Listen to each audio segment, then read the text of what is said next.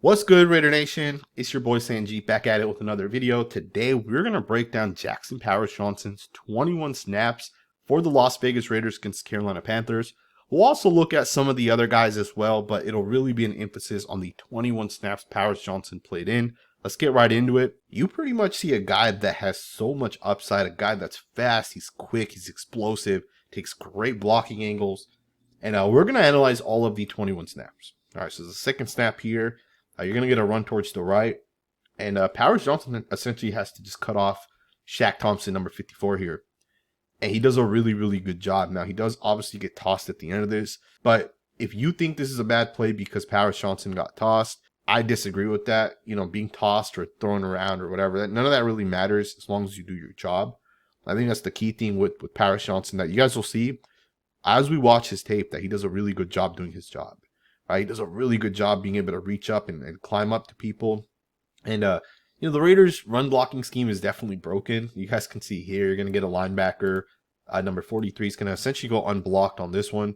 It's broken, right? And that's why we're not having success, right? It's not rocket science why the Raiders are not having success running the football.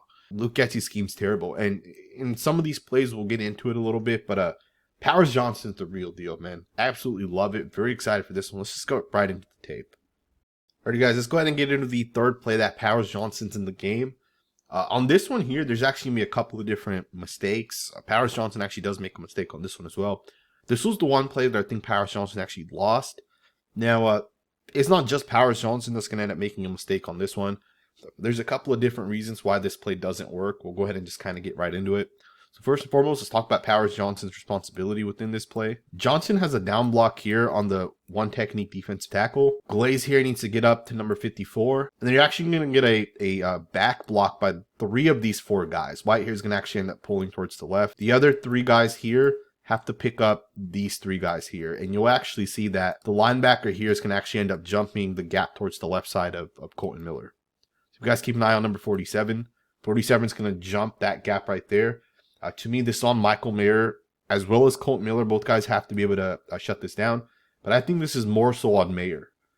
So this is a power run towards the right with Cody White here pulling towards that side. What that means is James, Miller, and Mayer have to protect this, right? They got to essentially be able to get down on this one and protect the backside of this. And you'll see the linebacker ends up just jumping this gap. Now, you can say this is on Miller or the tight end Mayer. I think it's pretty much an equal split. Technically, Mayer should be the one to protect his inside gap on this one. But the play doesn't work regardless, right? Jackson Powers Johnson also ends up losing his block. Now, he has a down block, but you're going to see that defensive tackle is going to slant towards the right. And he's going to end up beating Powers Johnson. He ends up getting to the right over here. Now, with that, Powers Johnson does do a good job adjusting. After he gets beat, he does get the hands right back into number 91. And then he's going to try to push 91 out towards the right. Now, it doesn't matter. The play ends up getting blown up in 2 different spots. But this is the Raiders' run game at the moment. All right, guys aren't making their blocks. Guys aren't making the proper reads. This one was 2nd and 8. And then on the next play here, you're going to have a 3rd and 7. The Raiders are going to once again run the football. And it's just not good. It's just not good football. They pick up about 2.5 to 3 yards. Keep an eye on Cody White here and watch what happens to White here on this one. And it's just the little things where the Raiders aren't able to have success running the football. Because guys aren't able to stay attached. There's a stat that's being measured right now in college football. It's literally how long on average you're staying attached to a guy. Right? There's a couple different ways they measure it. One is percentage wise of the block, right? You want to, if a play's 9 seconds long, you want to be staying attached to your guy as long as possible. Another one is just counting the seconds, 2 seconds, 4 seconds, 5 seconds, or whatever. But they measure this in college, right? NFL teams do. And this is why they measure it, right? Just you're unable to stay attached to a guy. You just get tossed out of there and the play gets blown up. Powers Johnson on this one, he's going to do an okay job. It's nothing crazy. I will say this with Powers Johnson, the one thing you do see is he does a good job at the point of attack. He's going to end up making contact here with the 3 technique defensive tackle, a wide 3 technique, really super, super far out there. And it's a split zone concept. So the running back here is going to end up cutting it towards the left. What Powers Johnson does not want to happen on this play is he doesn't want this guy to jump to the inside of him. And I don't think he would do that, to be honest. I'm pretty sure this guy here, based off of alignment, is protecting the B gap. And because of split zone here, Powers Johnson is basically going to just block him outwards. And both guys are essentially doing the same thing, right? So you can't really say this is a win or a loss by either guy. One guy's protecting the B gap. The other guy's blocking him outwards towards the B gap, right? So it's a good job right there by Powers Johnson. But again, you see Cody Whitehair ends up getting blown up. Now that play was 3rd and 7, and the Raiders ended up going for it on 4th and 4. And once again, man, you can't play football like this right here. This is something you absolutely cannot do as an offensive lineman. You know, as a quarterback, you struggle if this is what you get out of your offensive line. To me, Cody Whitehair needs to be replaced, and this is a great example of that. And, you know, this is supposed to be a Powers Johnson film breakdown, but since we're watching every single one of these plays, you know, we'll just get into some of the negative plays, and this is a great example of that. To me, if you keep an eye on Minshew, Gardner Minshew's going to take the snap. He's going to look to his right. He doesn't like what he sees, so he's going to come back to the left, and he wants to throw it to Brock Bowers. But how do you throw it to Brock Bowers when your guard is being pushed right into your face? You know, a quarterback doesn't just stand there when he throws the ball. A quarterback takes a step forward. The motion is forward to be able to throw the football. There's no way this guy can step forward. I mean, he's throwing this off balance. He's throwing this like jumping to his left because his guard is essentially being pushed right back into the quarterback. To me, this is why the Raiders need to replace Cody Whitehair. And it's crazy to me that Powers Johnson played the right guard spot as opposed to that spot. Powers Johnson, you guys can see, has a pretty simple block. The slides to the right. So really, he's going to just end up protecting the inside with the left hand, and then he'll protect the outside in case Glaze gets crossed to the inside. That was 4th down. I think that was pretty much when the Raiders started going downhill on the offensive side. Because after that, they really didn't do a whole lot, right? So after that 4th down play, you got 1st and 10, which is going to end up being with about 4 minutes left in the 3rd quarter. Keep in mind, Powers Johnson rotated in the 2nd quarter, and then he didn't come in until towards the end of the end of the 3rd quarter. But you can see, right, this is the next play after that 4th down play that Powers Johnson was in. Cody Whitehair, once again, just going to get straight up pushed right back into the quarterback. Now, this isn't absolutely terrible considering the fact that Minshew's looking over to the right. But again, you know, you get a guy in your to your side, right? Essentially, you're pressured as you're kind of throwing it. A guy gets his hands on you as soon as you throw the ball.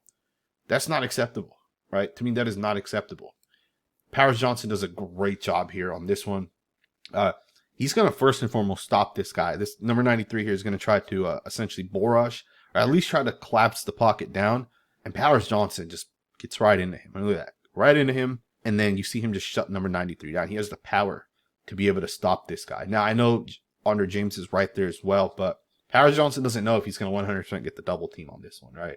But he does end up shutting it down, and this is kind of where you're going to start to see Powers Johnson's pass pro. From this point forward, I'm pretty sure every play Powers Johnson was in the game was a pass.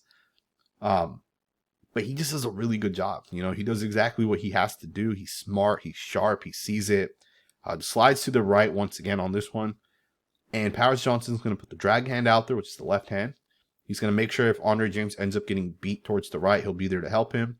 But he's also going to be able to help DJ Glaze, right? If DJ Glaze starts to get pushed back, like he does on this one, he's there to kind of help him, and he's there to kind of push this guy out of there. You know, I'm not a fan of Thayer Munford. You guys know that. I've been very critical of him. DJ Glaze, I think, could be better than Munford, but I don't think he's better today, right? And I think for the Raiders, that kind of sucks because the right tackle spot is not in that good of a spot, in my opinion, right? So this is 3rd and 6. A phenomenal job right here by the Raiders right guard. Hopefully he's starting left guard soon, but just a really good job, man. The defensive line game, right? Being able to process, being able to see it. There's so many little things that I think sometimes people leave out. So his guy's going to slant to the left, so he has to pass this guy to the left. He has to make sure that when he pushes this guy into Andre James, he has to make sure Andre James does not get hit on the side, right? So Johnson has to actually push this guy forward, and it's just perfect the way he does it. Right now, this is a 3-man defensive line game, so technically what that means is Andre James should take the guy that Powers Johnson's with right now, and then Powers Johnson should take DJ Glaze's guy, and then Glaze should release him and come back to this guy. Now, one of the things to note with DJ Glaze is so the way Jackson Powers Johnson takes his defensive lineman right now, and the way he pushes him, that push is what DJ Glaze needs to do to the defensive end, right? But DJ Glaze utilizes like a circle technique type of punch. And that's not aggressive, Right, Paris Johnson gets his hands right into the chest plate here. And then Glaze doesn't do the same way, right? So Paris Johnson's going to push this guy into James. DJ Glaze does not push his guy into Paris Johnson. Paris Johnson has to come and kind of catch this guy. And then Glaze also does not come back and pick up number 47. Right, so that's a little bit of criticism for DJ Glaze. You got to do a little bit of a better job to be able to see the defensive line game, process it, pick it up properly. Keep in mind this was 3rd and 6. The Raiders do not pick the first down up. They only end up picking up 4 yards and they end up punting the football. Would the Raiders have pushed the ball downfield if there wasn't pressure? I don't know. Probably not. But you'll see that after that last play, there was about 4 minutes left in the 3rd quarter. When that play happened, Paris Johnson does not play on the next drive. And I think that next drive was the drive that Gardner Minshew threw the interception on. And then we got Aiden O'Connell coming in with 4 minutes left in the 4th quarter. And Paris Johnson just comes back and once again dominates. All right, to me, the way this guy makes contact with people, the way that when a defensive lineman chops this guy, he's not going to lean into it. He's not going to fall forward. Sometimes when an offensive lineman punches a defensive lineman, the defensive lineman punches those hands, right? Or he swipes those hands. And an offensive lineman falls forward. With Paris Johnson, that doesn't happen. I just look at how much of a dominant rep this is. Keep in mind, Paris Johnson, this is his first ever NFL action. This guy's probably like 4 or 5 years into the NFL. And Paris Johnson just stays right on top of it. And then he pushes his guy ultimately into Andre James as well as Cody Whitehair. Keep in mind, the slides to the left on this one, which means Paris Johnson's going to have a one-on-one while Andre James and Cody Whitehair get to double team this guy. The Raiders also are going to do another thing for Aiden O'Connell here. They're going to chip with number 8 on the defensive end, and they're going to chip with 89, Brock Bowers on the other defensive end, or they're going to influence those guys, right? So you'll see number 8 here is a great job here by Madison, or a good example, I should say, by Madison. So if number 7 here takes a wide angle, Alexander Madison's going to hit him. So number 7 knows he has to come on a shallower angle as he kind of gets out here. Otherwise, he's going to get chipped. So notice how Madison thinks about hitting him, and then he ends up letting him go, right? So it's a way to influence pass rush, right? It's to slow it down. This is what the Raiders did a lot last year. And if you guys have supported my channel, you guys know this, that I've already stated this multiple times. The Raiders' offensive line was not good last year. This right here is what they did on most snaps last year. And this year, they're not doing that, right? With Gardner Minshew in the first, however long it's been, they haven't been doing this. Instead, they'll run 4 or 5 guys out there on actual routes. And that's how good NFL teams do it, right? I think the unfortunate thing with Luke Getsy is he thinks that he has like a top 5 offensive line when he doesn't. He has a bad offensive line. Here's the sack that Aiden O'Connell ends up taking. To me, I think DJ Glaze does kind of make a mistake a little bit. He gets pushed back. You can't have that. But with that, Aiden O'Connell's not going to run away from these guys, right? That's never going to happen. Aiden O'Connell does have limitations. I think we can all, at least if we're unbiased, we can all kind of agree to that. Look at Paris Johnson, though, man. Great player in his movement. Great player in terms of recognizing. I think he should have probably helped DJ Glaze a little bit more on this one. But it's also hard because he has to make sure number 75 is properly passed off to Andre James. So he puts his helmet towards the left right here. And out of nowhere, DJ Glaze is getting pushed back. And at this point, it's too late. All right, you can't really help on Aiden O'Connell. So after that sack by Jadeveon Clowney, that's going to lead to a 3rd and 13 play. And the Raiders are going to end up picking up the 8 of the 13 yards they needed. It's a pretty good job by the offensive line, keeping the quarterback clean. Once again, they're going to chip, they're going to influence, they're going to do what I think you have to do. And it's not even just for Aiden O'Connell. I think they should do this for Gardner Minshew as well. In my opinion, I'm not 100% sold that Gardner Minshew is the Raiders' long-term quarterback. Right? I'm just not sold on it. I think the Raiders need to go out and get a quarterback. But before they get a quarterback, they also got to build their offensive line. I think the Raiders should draft the right tackle unless they're confident in DJ Glaze to become the guy. And he has some upside. There's definitely some upside. But we need to get to a point where you don't have to keep a running back and a tight end to chip. Like, look at Brock Bowers. When he chips here on number 40, or when he tries to influence that, look at how slow of a route he's going to essentially run, right? He's essentially just running into the flats. And that's all he's going to be able to do. Now, on this one here, it's fine. He picks up 8 yards running into the flats, but not every play is going to be 3rd and 13. The defense isn't going to drop 20 yards back on every single play. Love what Paris Johnson does on this play, man. This stuff right here is special. Right? Just the way he pushes guys, the way his, Andre James here, if this was Dylan Parham or if this is Cody White here, when these guys run these games, they're going to hit Andre James because those guys don't have the power to stop those games.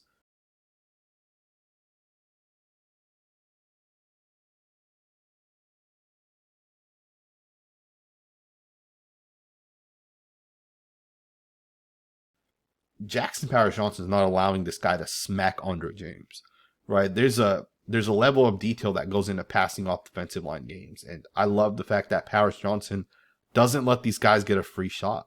And look at him push this guy, right? And you see that he kind of gets tossed off to the side here, and then he comes back on the other guy, and this guy's not really pass rushing. I think he's playing some sort of containment, but he does a great job being able to just get right back in front of that, right, and shutting that down as well. You got a 4th and 5, very next play. And Powers Johnson, man, once again, he's going to just shut his guy down. If you guys missed this, watch the right hand, pull downwards. Right there. That's a good job right there to try to snatch this guy and make him so he loses his balance a little bit. Now, he doesn't fall, but I like it, right? It's the advanced stuff that Powers Johnson did in college that is translating into the NFL. Right, it doesn't work, right? He doesn't actually throw this defensive lineman into the ground. But the fact that he latches onto the defensive lineman and he tries to pull him down right there, you can see this guy kind of going downwards a little bit. But regardless of that, he still stays on top of the defensive lineman, right? It's good footwork, great technique. He has the power, he has the strength. Powers Johnson's going to be a real one. I can tell you guys right now. I watch guys like Tyler Smith in his rookie year with the Dallas Cowboys. I watched Matthew Bergeron with the Atlanta Falcons. I watch enough rookie offensive linemen to get a feel for the guys that are going to be really, really good early on. And you can kind of see which guys actually do end up translating, right? You can see the little things that allow these guys to be good. Right? Tyler Smith's a great example where it was a guy that had like elite power, elite strength, right? But at the same time, he was just a little raw in certain things. Over time, he developed it, and his coach was also Joe Philbin, who's also with the Raiders now. And Tyler Smith's probably the best interior offensive lineman in the NFL. Right? Phenomenal player. And Powers Johnson has that type of upside as well, right? You can see everything with this guy of what makes him good. He's poised, he's calm, he doesn't panic under pressure. He's great in space, right? He moves well, although he doesn't actually block anyone on this one. But just generally speaking, Powers Johnson's very, very, very solid, very fluid, smart, right? You see him on this one here. He's going to pass off the 3 technique defensive tackle to Andre James. He's going to make a little bit of contact, pass him off, come back and help DJ Glaze. He doesn't actually put this guy down, although he does hit him. But you guys will see here in a second, he actually does put a guy down. It's when the Raiders get a little bit closer to the goal line. There's about 5-6 plays left. Generally speaking, I feel like this guy did a really, really good job. I am interested in knowing why the Raiders put him at right guard. Some people think, they put him at right guard because of the fact that Dylan Parham probably wasn't that good. But I find it hard to believe that Dylan Parham's worse than this guy. I mean, look at this. Pretty much on any given pass play, you can look at Cody White here, and chances are he's getting pushed back into the quarterback. You can't have this. Like, it doesn't matter if it's Aiden O'Connell back here. It doesn't matter if this is someone else. You can't have this right here.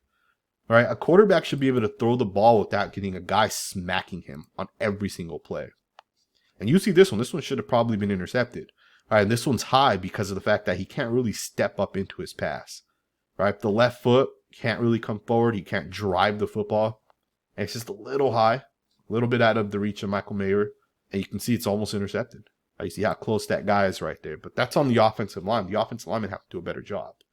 And again, it's surprising to me that Powers Johnson replaced Dylan Parham as opposed to Cody White here. And I'm not sure if that's a thing of like, maybe it's Coach Wilkins. He really likes Cody White here. Maybe the Raiders promised Cody White here something. I don't know. It doesn't make sense to me. But here's another smart play by Powers Johnson. I think at first glance you might not see what happens within this play. But football is not always about just one-on-one pass blocking. Same, it's repetitive.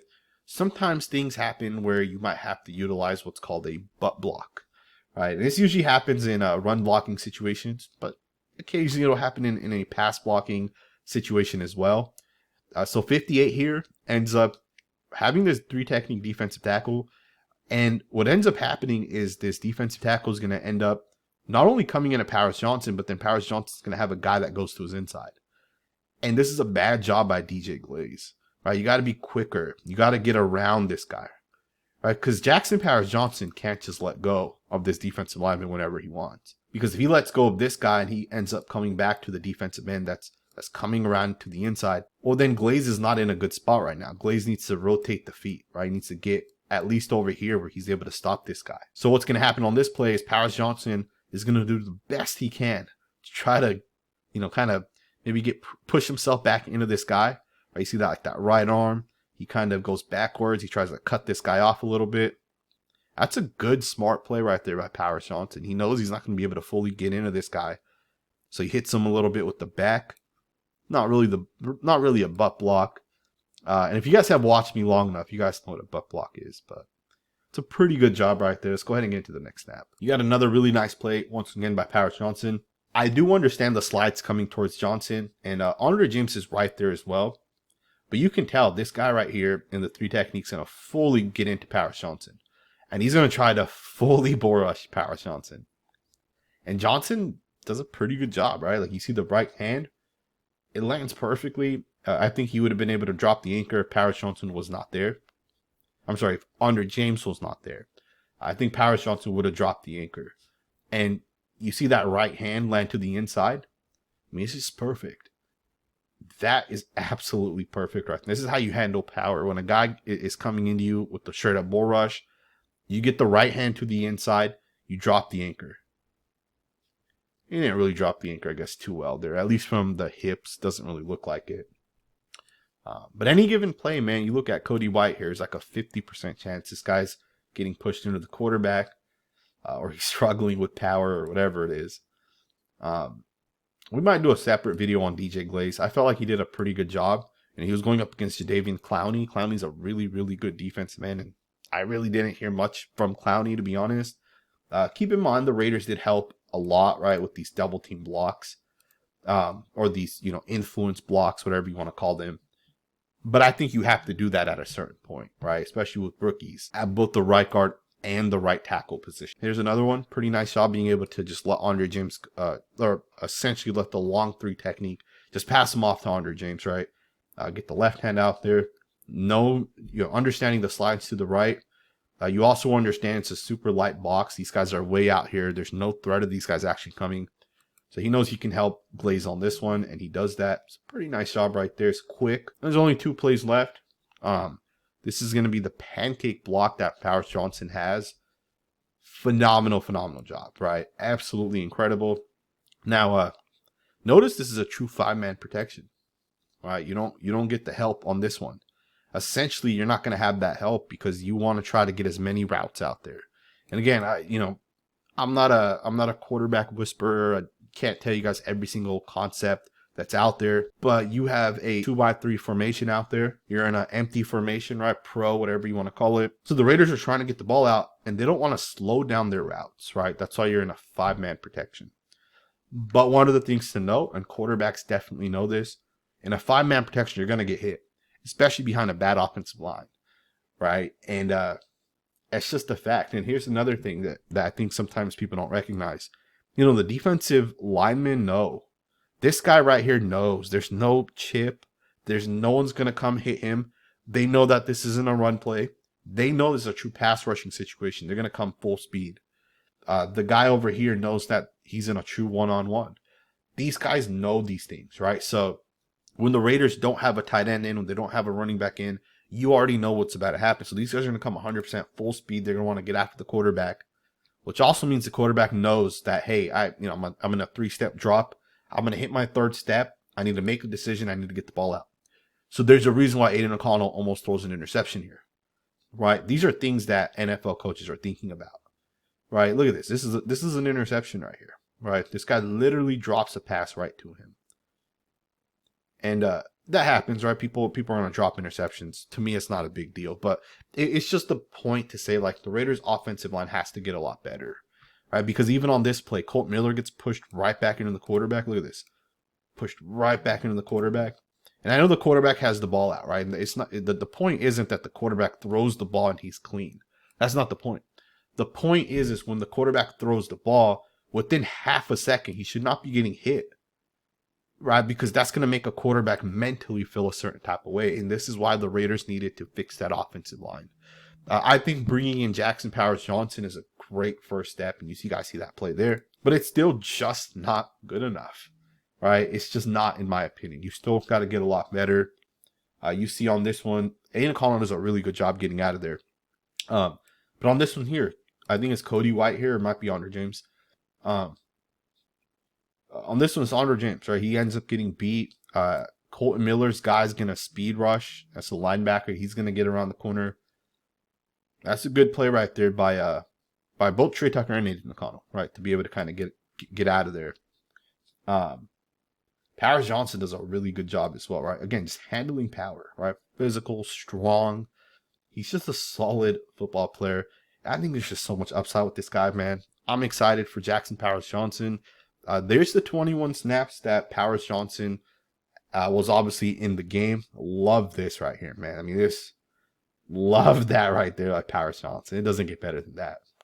I'm so glad that the Raiders took Powers-Johnson. If you guys don't know this, he was my highest graded player coming out of this past class. Right? I did not have a higher grade on any other player than Powers-Johnson. And the reason why he was a second round pick as opposed to the first overall pick is because he was a center / guard, and those guys don't go that high, right? I think most of us know about the positional value aspect of things. But there's a reason why this guy was graded so high. And, he might not have had a lot of crushing blocks where he's pancaking people and putting people into the ground. Give him like 3 weeks. I guarantee you this guy's going to be putting people on their ass, right? This guy has that type of upside, and I'm excited for him, and I really am. Hope you guys enjoyed this video. Obviously, a lot different than the past couple of videos. I don't love making content where there's all this drama involved. It's unfortunate that that's where we're at as a team.